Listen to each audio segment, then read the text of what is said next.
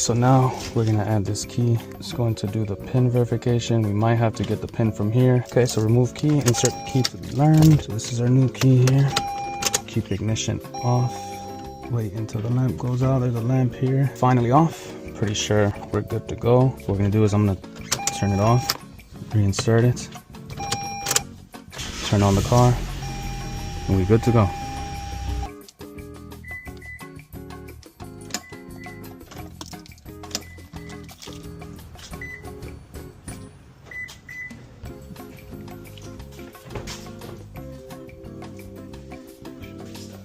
Yes, sir, of course. That's the has to start.